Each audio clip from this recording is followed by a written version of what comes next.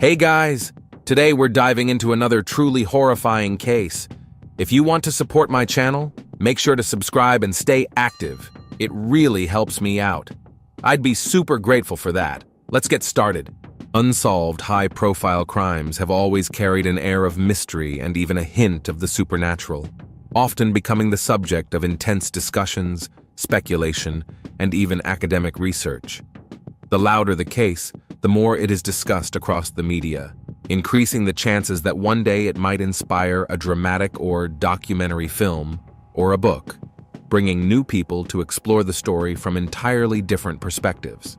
Moreover, acts of wrongdoing for which no one is held accountable can highlight gaps in the legal system and raise difficult but critically important questions about justice, ethics, and morality. The case of the mysterious disappearance of a young college student, Adrian Celeste Salinas, shook the entire state of Arizona in 2013. Hundreds of officers, volunteers, and concerned citizens joined the search efforts. It's likely that Adrian's remains would have never been discovered if not for a sudden and fierce natural disaster. It seemed as if nature itself was trying to assist in solving the case. Sadly, the full truth behind the tragic loss of this bright young woman remains a mystery. Authorities had at least a couple of individuals they considered persons of interest, but they were never able to prove any connection due to a lack of solid evidence. Despite massive media coverage and public interest, the true circumstances surrounding Adrian's fate remain unresolved to this day.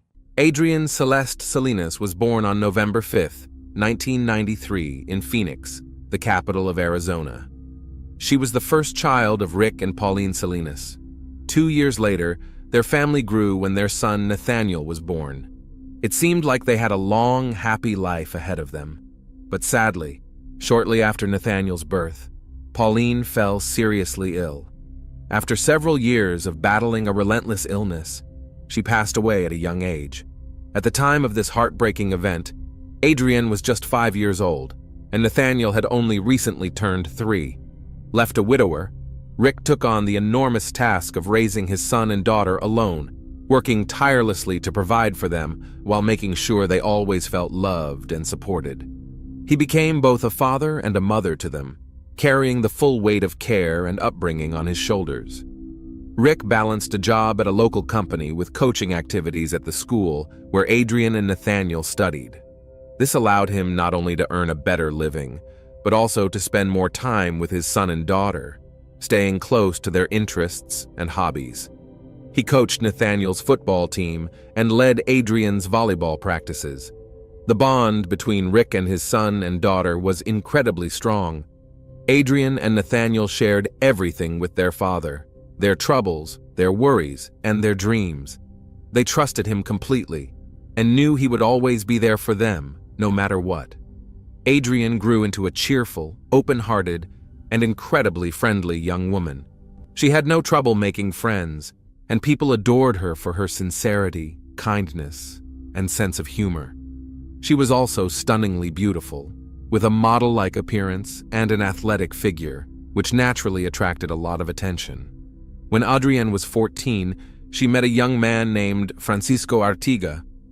They hit it off immediately. Francisco was only a year older than Adrienne and attended the same school. They quickly discovered they had a lot in common and began seeing each other almost every day. What started as a friendship soon evolved into a romantic connection by the time they reached their senior years. Adrienne fell deeply for Francisco. It was her first true and powerful love. On the surface, it seemed like Francisco felt the same. They were often seen together, and their circle of friends regarded them as a happy couple.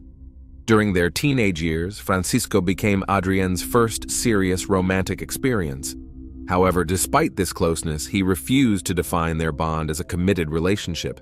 He often said he was too young to settle down, that he still wanted to enjoy life freely without any constraints.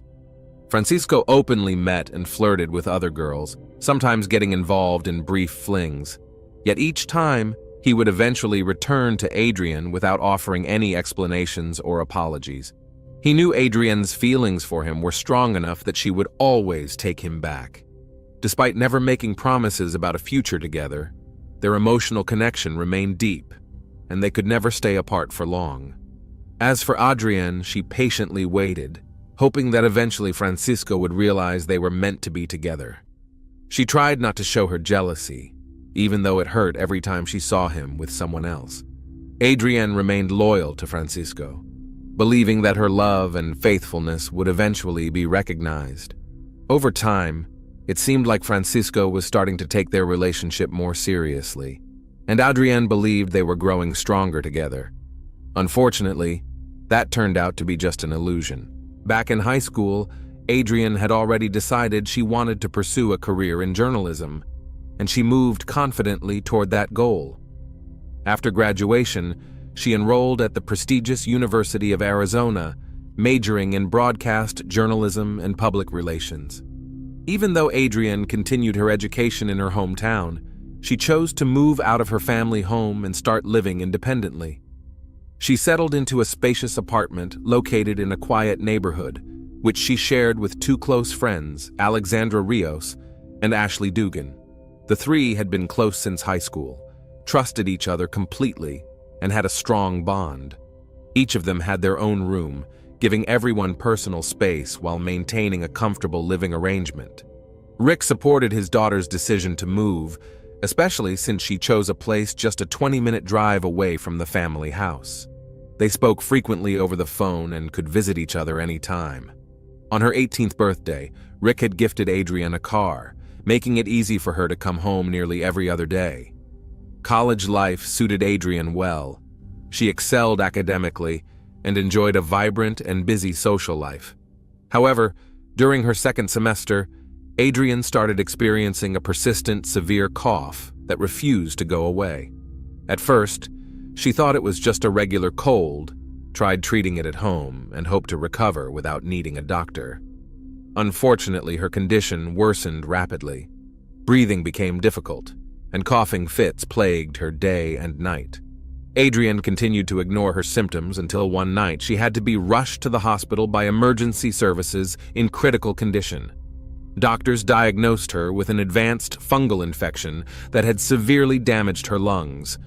The situation was so serious that Adrienne had to undergo emergency surgery to remove a large part of her left lung that had been irreversibly affected. Despite the severity of her condition, Adrienne's young body fought hard, and she recovered quickly. She was discharged from the hospital within a month and continued her recovery at home. Just a few weeks later, she was back at university, easily catching up on her coursework.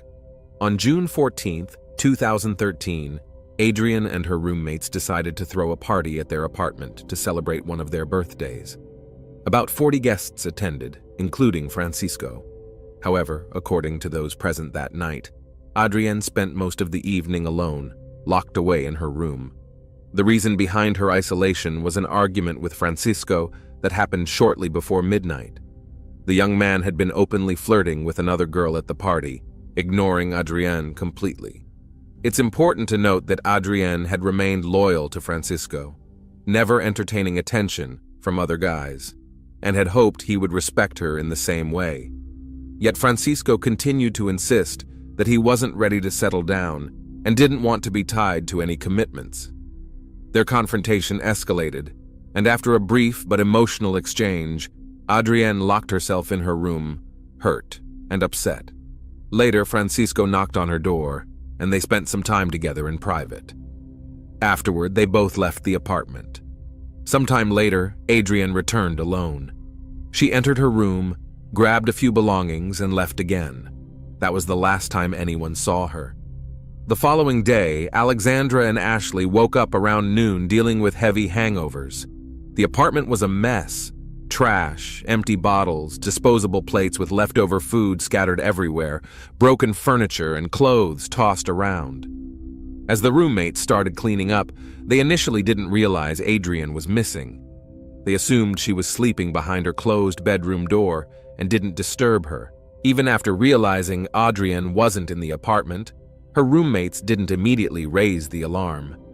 They simply assumed she had stayed over at Francisco's place, remembering that the two had left the party together. As a result, nearly 2 days passed without anyone looking for Adrienne, unaware that something far more serious might have happened. June 16th arrived. Father's Day in the United States. Rick Salinas was eagerly anticipating his daughter's visit, as they had always celebrated the day together as a family. But Adrienne didn't show up, nor did she call, and her phone was turned off. This immediately worried Rick, and he decided to drive to his daughter's apartment. Adrienne's friends were surprised to see him and admitted they hadn't seen her for 2 days. They explained they hadn't been concerned, thinking she might have been staying with her father or had gone to Francisco's. After contacting Francisco and learning he also hadn't seen Adrienne since the night of the party, Rick wasted no time. He went straight to the police and reported his daughter missing. When detectives arrived at the apartment, their first step was to piece together the timeline from the night Adrienne was last seen. Every detail mattered, and nothing could be overlooked. First, they needed to identify everyone who had attended the party and interview each guest. They also conducted a thorough search of Adrienne's room and found a few concerning clues. For one, some of Adrienne's personal belongings were still there, including her wallet with her bank cards, her cell phone, and her driver's license, even though her roommates claimed she had taken these with her when she left. Even more troubling, detectives found Adrienne's car key lying on the floor near her bedside table. She didn't have a spare key, but her car was not parked at the apartment either. This raised an immediate question. Where was the vehicle if the only key to start it was still in her room?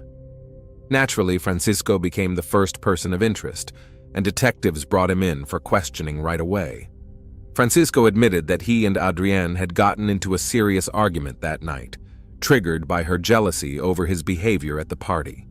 However, he insisted they had made up and decided to leave together to go back to his place. According to Francisco, during the drive, Adrienne reignited the argument and eventually demanded that he pull over and let her out.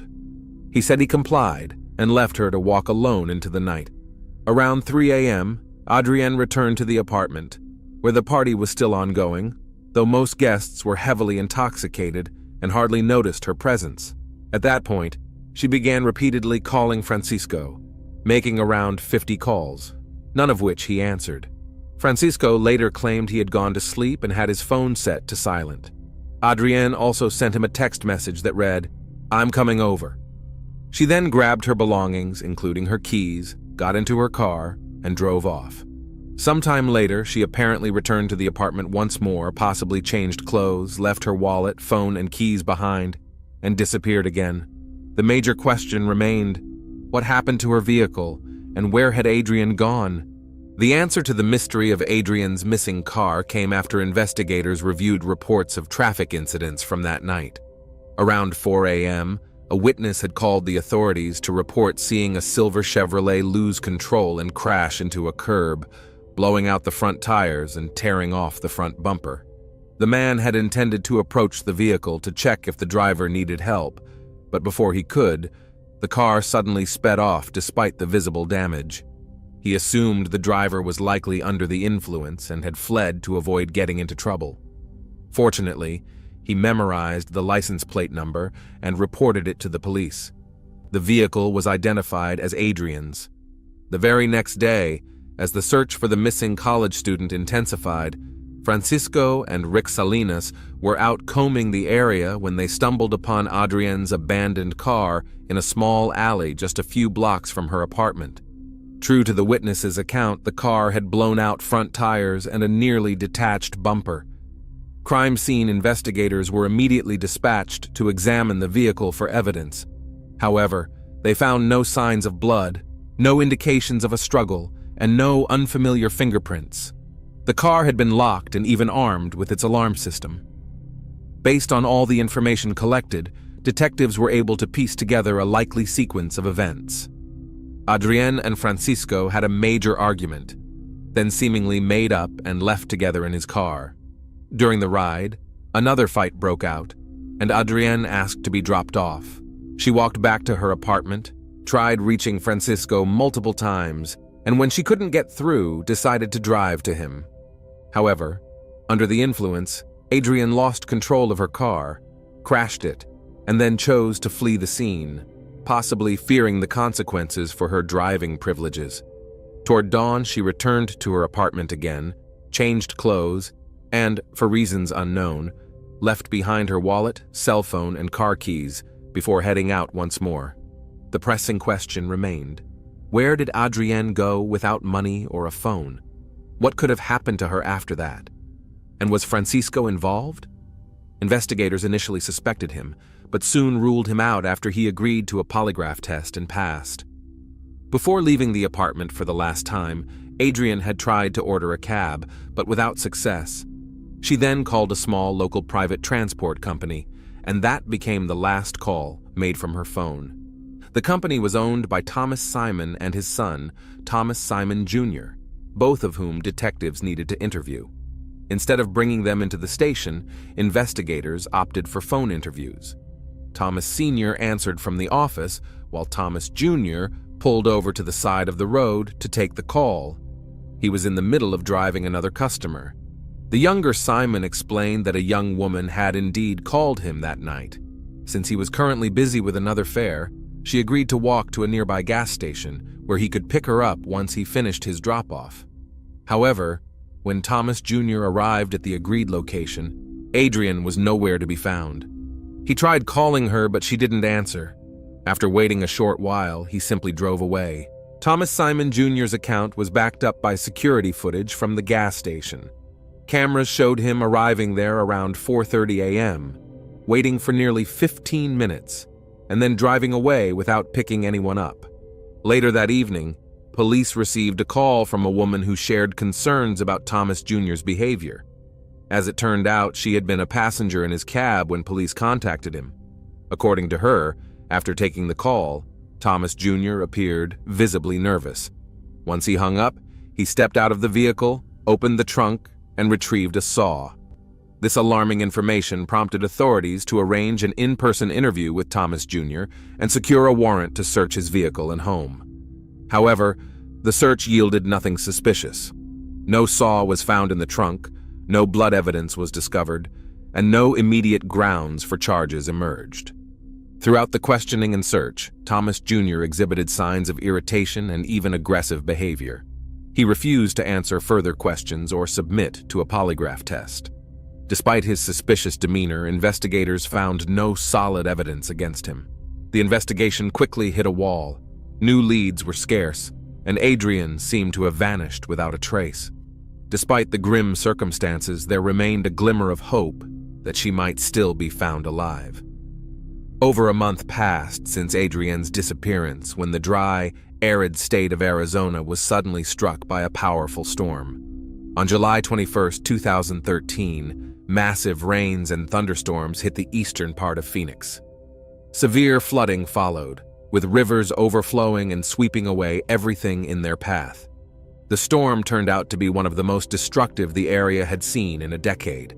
On August 6, 2013, after the floodwaters had receded, a local resident walking his dog through the debris-covered landscape stumbled upon human remains.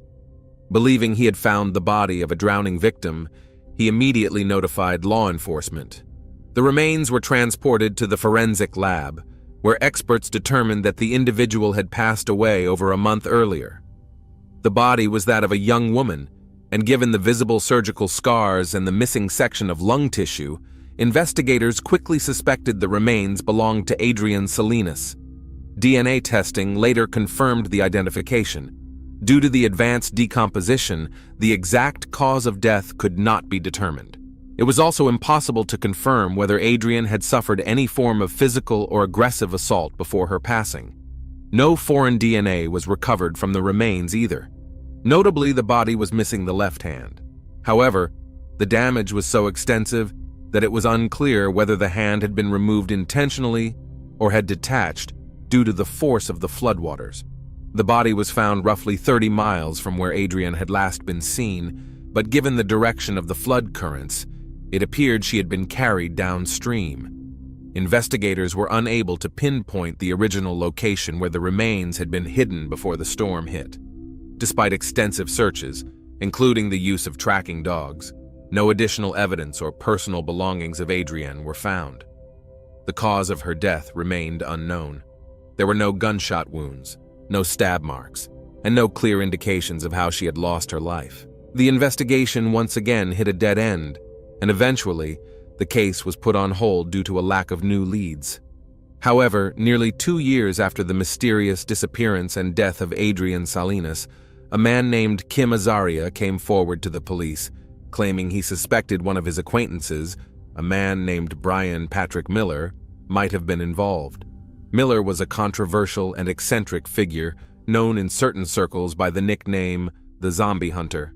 Despite being well into his 40s, he was a regular at Comic-Cons, themed parties, cosplay meetups, and similar events.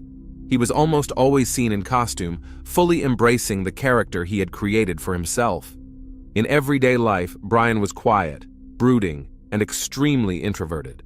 But once he put on his costume, he transformed into a charismatic yet unsettling figure.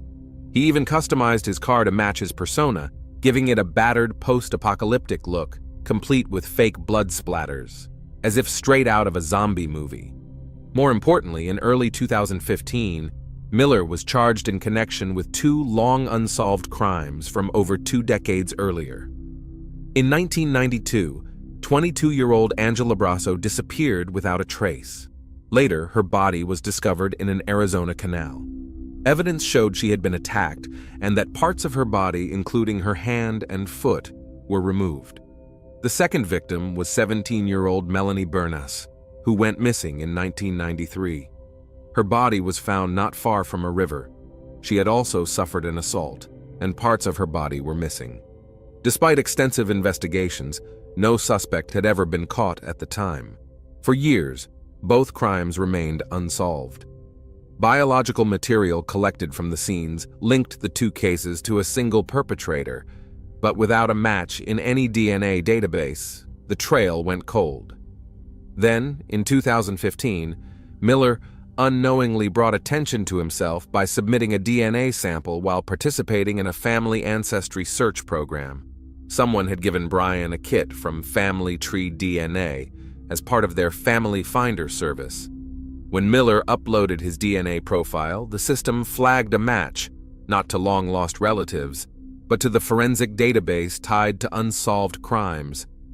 Kim Azaria, who had known Miller for many years, kept personal journals. After learning about Brian's alleged past crimes, Kim grew suspicious that Miller could have been involved in Adrian's case as well. Reviewing his notes from that time, Azaria discovered that Brian had attended a party the night Adrian disappeared, a gathering held just a few blocks from her apartment. Miller had even posted photos from the event on social media, complete with geotagged locations.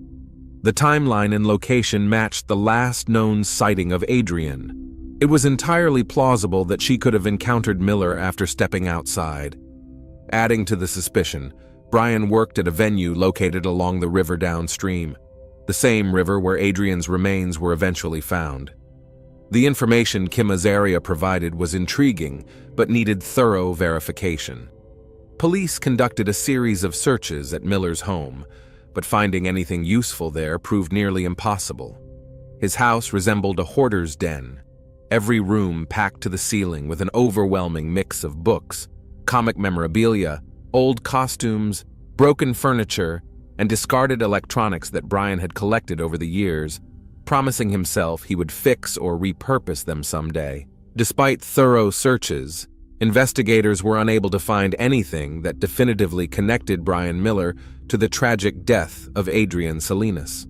Miller himself adamantly denied any involvement in her disappearance, insisting he had never even seen her, although the patterns in the crimes bore chilling similarities. It wasn't until April 2023 that Brian Miller finally stood trial. He was found guilty of the crimes against Angela Brasso and Melanie Bernas, receiving a sentence of 30 years in prison for each. Additionally, Miller was suspected in another case involving a 13-year-old girl who was attacked, lost her life, and whose remains were dismembered back in 1992. However, no DNA evidence linking Miller to that particular case had been collected, and therefore prosecutors were unable to prove his involvement. As for Adrian Salinas' case, it was never brought to trial due to the complete absence of solid evidence. Over the years, no new suspects, credible witnesses, or substantial leads have emerged. Her disappearance and death remain unsolved, standing as one of the most haunting and mysterious true crime stories in the history of Phoenix. Thanks for watching, everyone.